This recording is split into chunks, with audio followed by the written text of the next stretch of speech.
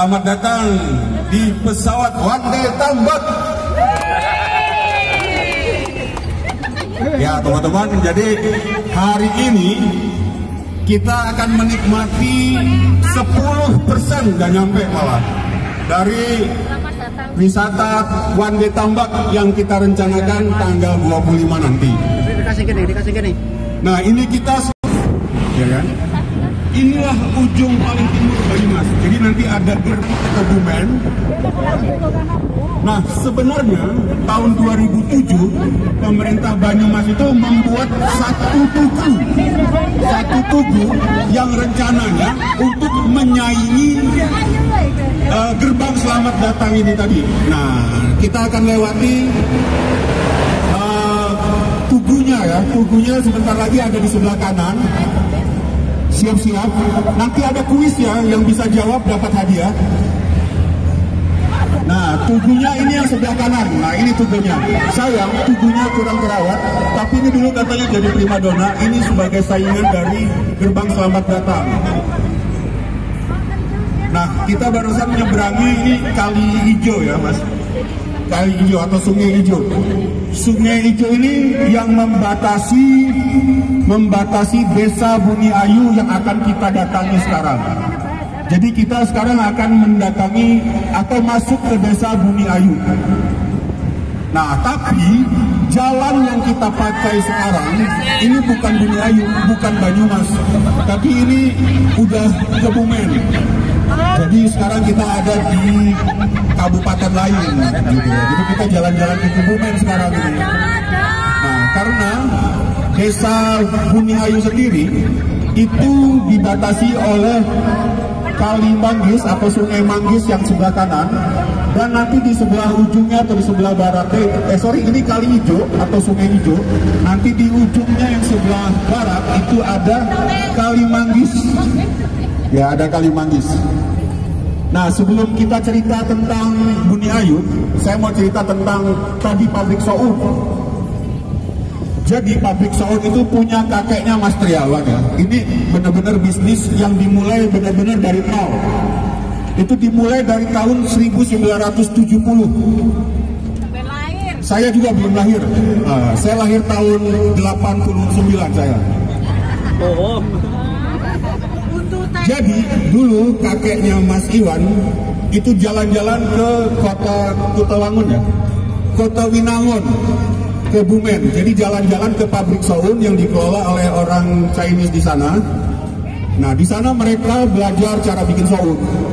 Terus akhirnya dibawalah, dikasih oleh-oleh, satu kilogram pati sama satu ada bahan bakunya untuk dicoba bikin di kampung sendiri gitu maksudnya.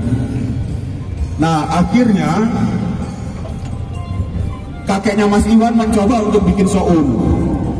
Kebetulan ya, rumahnya kakeknya Mas Iwan itu yang akan kita lewati nanti, cikal bakalnya pabrik Soun yang sangat melegenda di Tambak ya.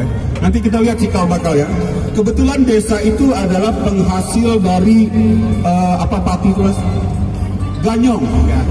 Penghasil ganyong.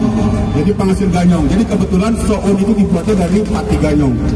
Nah akhirnya dibuatlah dengan, walau saya ceritanya dari Mas Iwan itu ya, memulainya itu benar-benar sangat sederhana gitu ya. Mereka tuh nggak punya alat press. Akhirnya dengan idenya kakeknya Mas Iwan bikin alat press sendiri dari kayu. Terus nggak punya alat untuk ngejemur ya, nggak punya alat untuk ngejemur. Akhirnya bikin dari daun kelapa. Bikin daun kelapa untuk alas untuk ngejemur. Apa? Iya, plek ketempe. Plek ketempe. Maaf ya, ini orang Batak susah ya. Plek ketempe. Apa sih tadi salah lagi ya? Nah, waktu bikin pertama itu ternyata saking semangatnya alat yang dari kayu itu rusak dalam percobaan yang pertama gitu ya. Pada saat buat ngepresnya itu rusak. Akhirnya bikin lagi dengan bantuan ada seorang ahli kayu lah, Pak Gonim apa siapa ya? Pak Gorim ya, Pak Gorim. Mereka bikin dari kayu ketewel. Kayu ketewel itu apa ya? Nangka. Oh, pohon nangka. Ya, bikin dari pohon nangka. Nah, akhirnya bikin dan akhirnya jadilah sampai sekarang gitu ya. Pemasarannya dulu sulit banget. Kenapa sulit? Nanti bisa saya kasih gambarannya di sana ya. Karena desa Buni Ayu itu dulu nggak ada jalannya untuk keluar. Mereka tuh harus melewati sungai. Sementara kakeknya Mas Iwan cuma punya sepeda. Gitu ya. Jadi nanti kita lihatlah kondisinya di sana di dalam sambil menuju ke tempatnya Mas Iwan berproduksi. Oke, sampai di sini ada pertanyaan. Nah, kenapa namanya jadi ketelamas? Ya, kenapa nama sounnya jadi ketelamas? Nah, kira-kira ada yang bisa ngasih jawaban nggak? Boleh ngarang dulu. Kalau masnya dari Pak Setiawan? Karena dari kayu nangka, padahal namanya ketela ya. Ayo. Karena dari sari-sari ketela. Nah, saya juga mikirnya gitu. Tapi ternyata berjalannya waktu, usaha ini dilanjutkan oleh anaknya, bapaknya Mas Iwan, namanya Pak Hadi. Pak Suhadi itu mimpi ketemu sama Bapak Presiden Soeharto.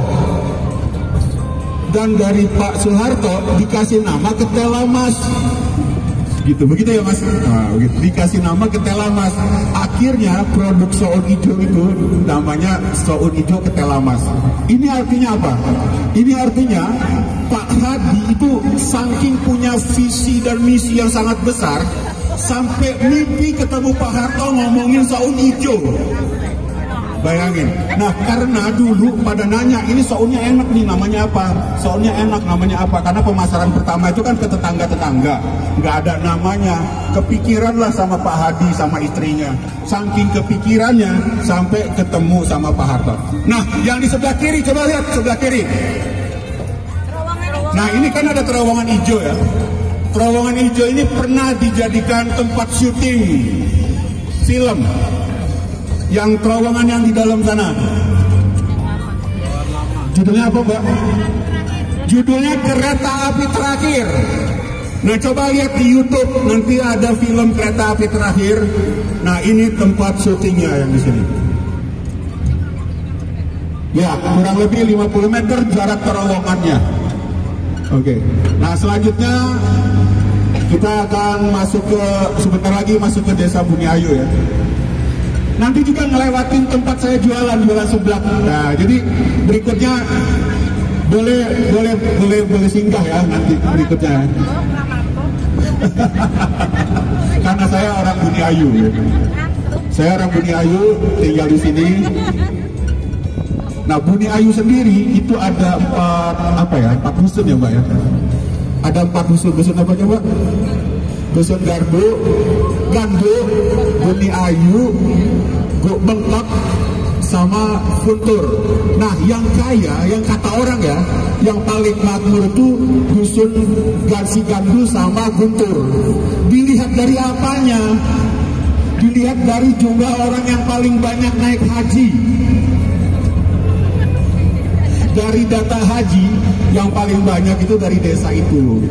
Tapi yang paling rame kalau nggak salah yang Sigandu ya. Yang paling rame yang Sigandu. Nah, mungkin yang akan cerita detail tentang Buni Ayu Mbak Watini ya, Bang Eka aja. Saya belum hafal loh. Oke, nah kita masuk ke desa Buni Ayu nanti. Di Buni Ayu ini sebenarnya sama dengan Kecamatan Tambak ya. Di Kecamatan Tambak ini rata-rata tiap desa itu ada SD Ibtidaiyahnya. Ada SD Ibtidaiyahnya. Tapi kalau untuk SMP di Tambak ini baru ada SMA ada 3, tapi SMP sih cukup banyak ya. Tapi rata-rata SMP negerinya ada 2, SMP swastanya ada 5 kalau nggak salah. Nah, ini kita sudah masuk ke desa Buni Ayu. Selamat datang di desa Buni Ayu. Di desa ini tuh, ya sebelah sana Kebumen, sekarang kita sudah masuk Banyumas. Ini perbatasannya Sungai Ijo. Nah di sebelah kiri ini ada kolam renang nomor 2 di Tambak ya, di Tambak. Yang punyanya BUMDes Buni Ayu ya.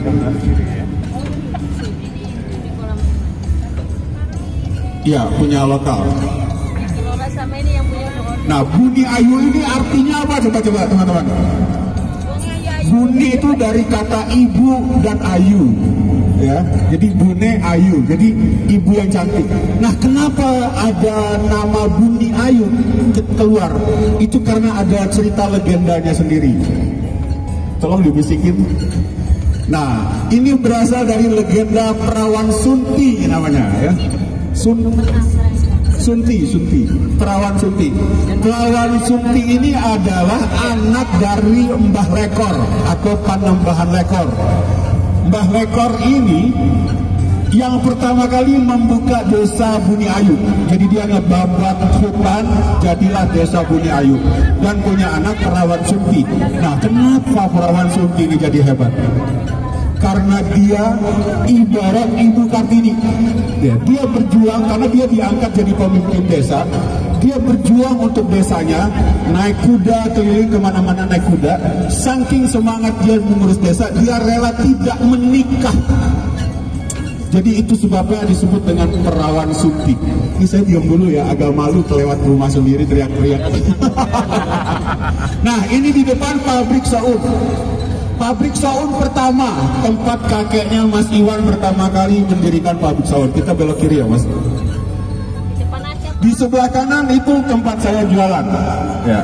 Nah, ini pabrik sebelah.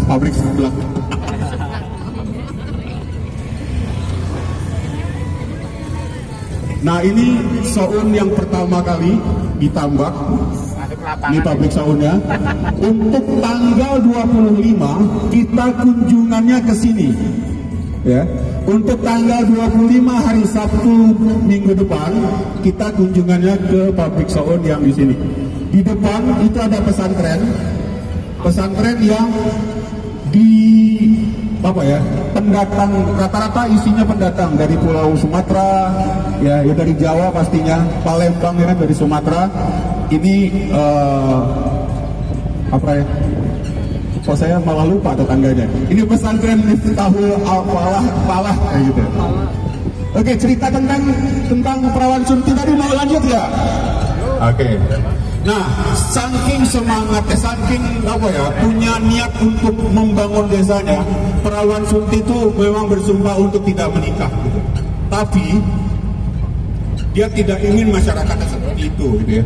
Jadi sampai meninggal, akhirnya tempat atau kuburannya Perawan Sunti ini sering didatangi para gadis, gitu. Ya, sering didatangi para gadis. Tapi Mas Iwan juga pernah datang. Saya juga curiga Mas Iwan ini kok datang ke tempat Perawan Sunti, gitu ya. Nah, tapi ya, selama datang ke Perawan Sunti atau ke kuburnya Perawan Sunti, itu ada larangan. Larangan untuk yang sedang berantem sama pacarnya. Kalau lagi berantem sama pacarnya, itu nggak boleh datang ke sana. Atau punya konflik nggak boleh datang. Kenapa? Karena katanya, konon katanya, setiap nama yang tersirat di hati, nama laki-laki atau pacarnya itu, nanti akan nikah sama si perempuan itu. Gitu.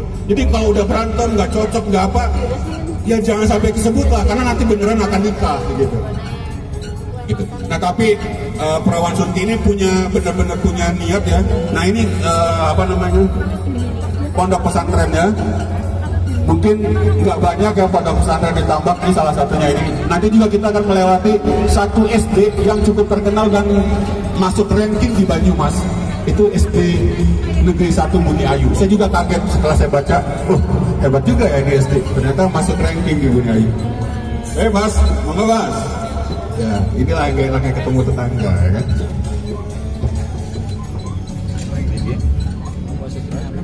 Ya begini kondisi di Buni Ayu. Tapi ini dukuh yang ini ya, dukuh yang Buni Ayunya. Nanti kalau kita tanggal 25 jalan, nanti kita akan melewati kayak dukuh Guntur ya. Gunturnya akan lewat, Gandunya juga akan lewat. karena kita muter ke belakang. Pokoknya seru lah tanggal 25. Banyak cerita dan legenda, rugi kalau nggak ikut. Ayo ikut ya tanggal 25. Ayo Mas Imam dijadwalkan lagi. Nah sekarang kita akan menuju ke pawon ya. Ke satu rumah pawon. Jadi kan pawon yang sangat sederhana pawonnya, tapi dia produktif sekali. Saya ingin menunjukkan ke teman-teman UMKM semua, kalau mau usaha gak usah banyak mikir. Ini contohnya.